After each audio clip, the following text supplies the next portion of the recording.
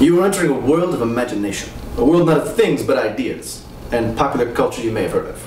Shouldn't you be smoking? It's the 21st century. I'm covered in nicotine patches.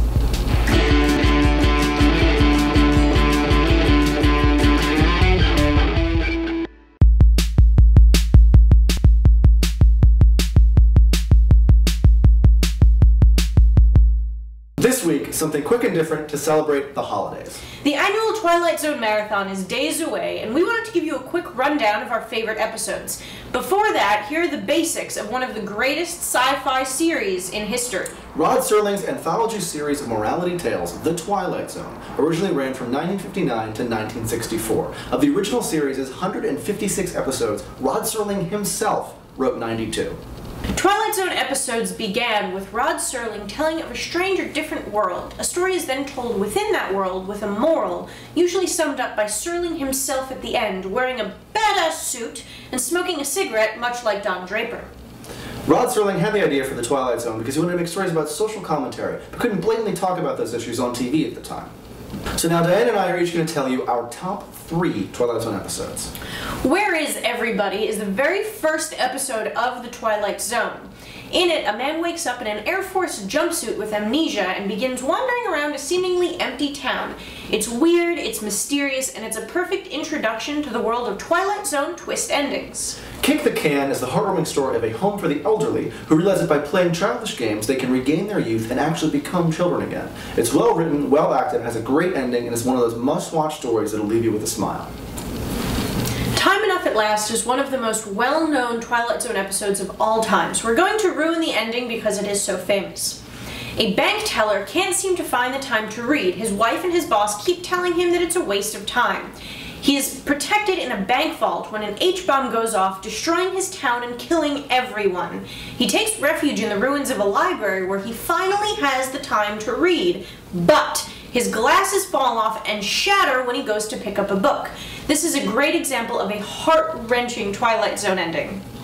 Monsters on Maple Street delves into the darker sides of the human psyche. It's a well-known episode and a definite classic. As the power goes out in a small neighborhood, the group of suburbanites who live there all start to turn on each other, trying to figure out who caused their woes. The ending is pure morality play, and it still rings true to this day.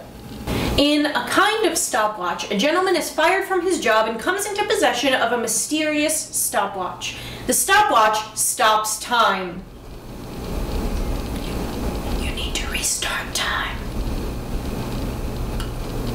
He begins robbing banks using the stopwatch, but what does one do with all the time in the world? You could watch Time Enough at Last. Or The Howling Man. It's my absolute favorite episode of The Twilight Zone. It features dynamic acting and some of the coolest camera work I've ever seen to this day. The story itself involves a lost traveler coming across a strange abbey of monks and the man they're holding prisoner. A man the monks claim is the devil himself. Brr. So that's it for this week's Geek Crash Course on The Twilight Zone. It's also our last Geek Crash Course of 2011. We'll see you next year for our first Geek Crash Course of the new year. You can find us on Twitter, on Facebook, or at our website, geekcrashcourse.com. Subscribe above, comment below. And we'll see you next... Diana, there's something I have to get off my chest. I'm just your imaginary friend. That's funny, because I'm a robot. What? We'll see you next year on Geek Crash Course.